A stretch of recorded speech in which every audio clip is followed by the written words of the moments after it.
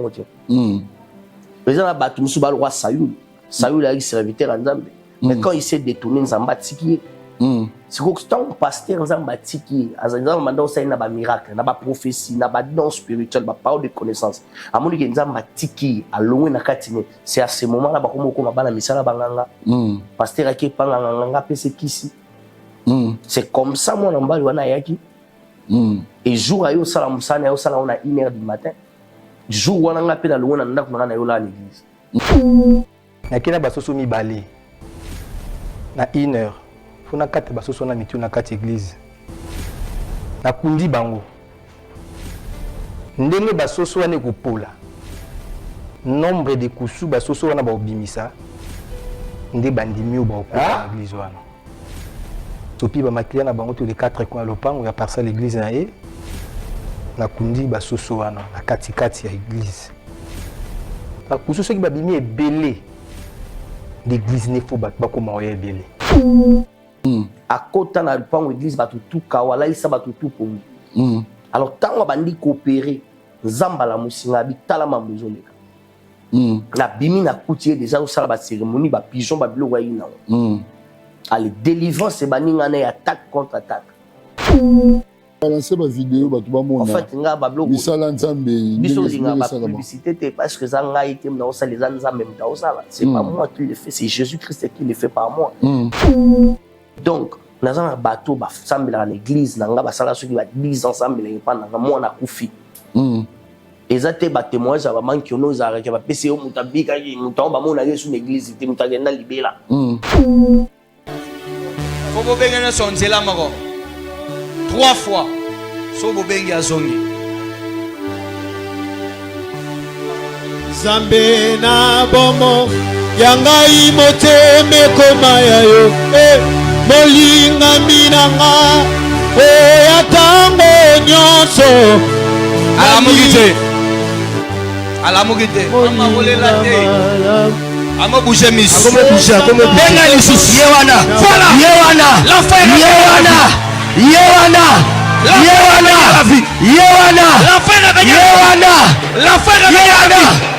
yeyo papa l'enfer est venu à la vie yeyo asongi la bombe yeyo asongi la bombe l'enfer est venu à la vie yeyo asongi la bombe l'enfer est venu à la vie asongi la bombe l'enfer est venu à la moi na si akufi ba métier ba bimisi bango asi bomba cha mwana na morgue ya ba cha mwana na morgue te au kende place asambela ba yi na mwana sa kufi nzamba c'est aussi mwana j'ai des images bon ce comment nzamba osala nga bono kipanga nga pona zwani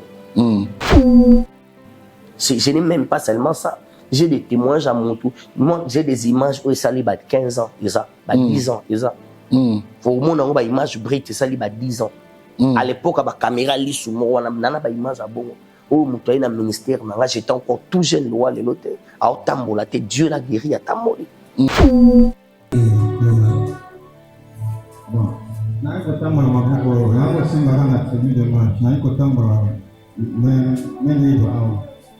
Olo tambula na yura solo na tambula so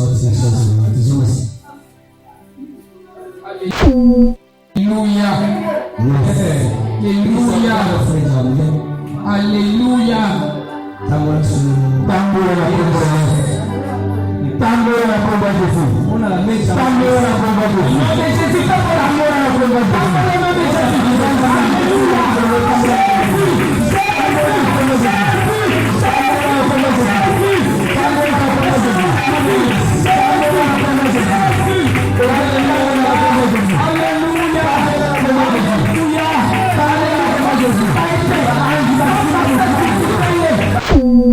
Un prophète, ce n'est pas seulement celui qui a la capacité de voir des tumeurs en haut, mais c'est celui qui a la capacité de voir et de trouver la solution au problème. Il y a un squello et na Congo, il y a un prophète au monde, mais solution, il y a prophétie, il y a moneli.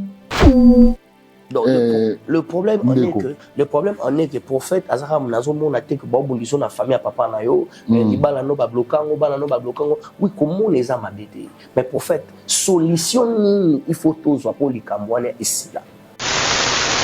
Merci beaucoup na batutu baza branché na kati ya BLK télévision. Merci na équipe technique naza au monde Gaga azara na réalisation Merci na abonné. Il y a BLK. Vous continuez à s'abonner, à liker, à partager et à ça la biso. Très bien. L'émission est l'autre. On a Prophète Abraham. Prophète Abraham. Il y a Église Impact Fire. Ils ont arrêté à Bandal Chibangu.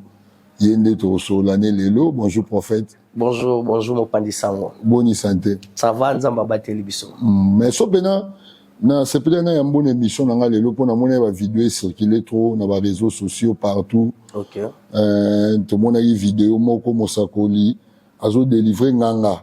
Nganga munene narata Kinshasa, ou azo pesa ba pasteur, ba grigri, ba motopo, ba kokako evre. Misa na nzambe me kati na nzela na ye ya banganga nzela ya satana na ye bana no expliquer biso mutu wana ekoma indeni tia ya cheyo a se dénoncer a se délivrer na maboko ya moini satana. En fait azalaki moko asalaka mamba ba pasteur apesa ba pasteur bakisi alors siko ba pasteur ba yebisi tokenda proposer Abraham pour Abraham rejoindre biso Abraham aboya. Alors le roi Abraham a beau tout que tinda yo pour chaos église Abraham. Et salama pa biwana eza problème ke pour na ya sala babilo wana. Mais ndebo za ba na nzambe pe babilo abonge salama. Non mais so nzamba zo pambolo eza na batumo pe côté mo ba olingelo boule qui il faut pas déstabiliser. Non, en fait dans la vie c'est qu'on doit d'abord savoir, il y a les faux, il y a les vrais. Dans ba domaine tout. Ba fou bali, ba vrai bali. Bible le dit, Nathan Wasuka, il y aura plusieurs prophètes qui viendront en son nom. Baobi Sababeli, Baotambu Sabakoka. Abi, mais je leur dirai que je ne vous ai point connu. Batambu Sabakoka, Batondi Sabastad. Mais nous avons maïmi bangotiens. Les gens là, Batumsu Balroi Sayoul. Sayoul a eu serviteur en Zambé. Mais quand il s'est détourné, nous avons bâti. C'est que tant pasteur nous avons bâti qui nous avons mandé aussi na miracle, na prophétie, na don spirituel, na parole de connaissance. À mon niveau nous avons bâti qui à loin na katine. C'est à ce moment là bakomo ko mabala misala banganga. Pasteur aki panganga pese kisi. C'est comme ça mon ambali wana yaki. Et jour ayo sala musana ayo sala on a 1h du matin. Jour wana nga pe na loin na ndako na yo là à l'église. À côté na pango église batu tout kawala isa batu tout pongi. Alors, tant qu'on va coopérer, Zamba la Moussinga, Bitala Mambezoleka. La bimi na koutier déjà au salaba cérémonie, ba pigeon, ba bilo waïna. Allez, délivrance, c'est baningane attaque contre attaque. L'enganga yo koya. A koya wana délivrance, c'est bandé de 1h à surtout à 8h. C'est depuis ces jours-là, à Kenda, les sous-soutés, à Fanda pendant plus d'une semaine dans l'église, à y la délivrance. Au moins même temps dans l'église na chaîne ou dans les gars qui naï asa prière autant là bas comme ba pasteur. C'est moi qui lui ai dit les a réputation à Batou, on peut pas dénoncer comme ça. Donc c'est un peu dans ce sens là. Donc il y a qui pas déstabiliser ma côté na moto Seigneur. Ayo pour mekame papa église eza ngate eza nzambe, c'est pas ma maison, c'est la maison de Dieu. Mutagoyo déstabiliser ndako nzambe te. A ko déstabiliser mutu nzambe te. Donc c'est un peu dans ce sens-là. Merci, prophète Abraham. Mais là, on est rassuré pour tout le monde. On a notre père, prophète, on a réseau, on a maison, on a signé impact, pour ça, on a plein, pour tout le monde. Parce que là, on est rassuré, on a la position. Et là, on est rassuré que l'histoire est très compliquée. On a âge à 6 ans. Mais il y a ce qu'on appelle les appelés de Dieu. Moi, je ne fais pas le ministère pour les offrandes. Je ne fais pas le ministère pour des biens matériels. Je fais le ministère parce que c'est un travail que Dieu m'a donné et j'ai un compte à rendre. Tous en a l'eau là à gagner, tous en a l'ifé le photo kima. Donc, nazan a l'eau là, il faut gagner. N'a jamais qu'on se laisser faire na o bango bazo sala. Et ils ont besoin d'argent, ils ont besoin de la popularité, ils ont besoin d'être reconnus dans le monde, dans les réseaux sociaux. D'abord, on a les gars c'est parce que mon fils l'avait insisté qu'il a appelé sa témoignage. C'est comme ça que je suis passé. Donc, et l'autre assuré d'abord, l'appel de Dieu sur ma vie me rassure. Et même ceux qui, je traverse quel moment, l'Éternel est avec moi.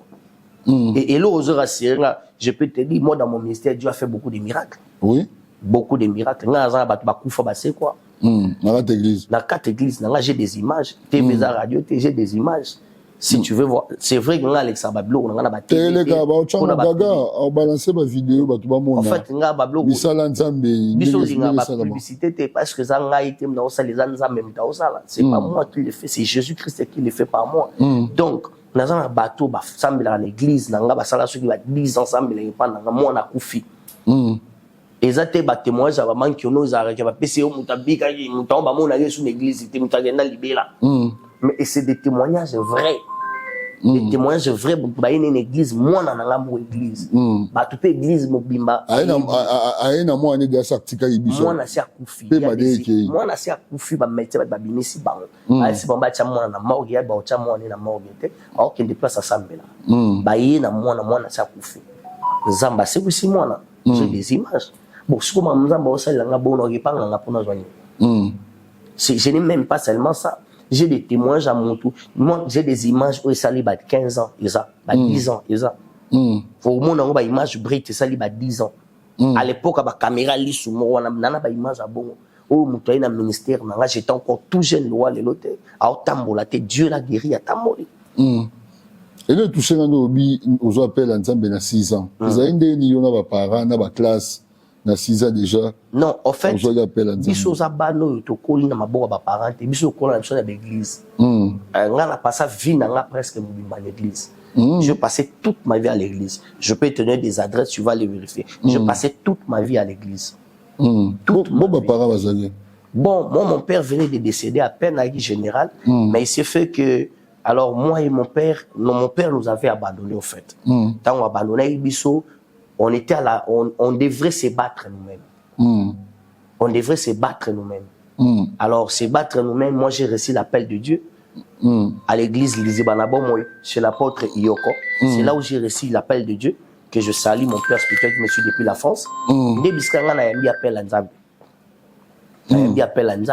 je prêchais déjà dans des marchés. Là-bas, Gambela wana. Ma maman Gambela ou Baébinga soit moni na télévision, sur quoi je reconnaître. On prêchait la bonne nouvelle et Dieu nous disait qu'il va changer notre vie.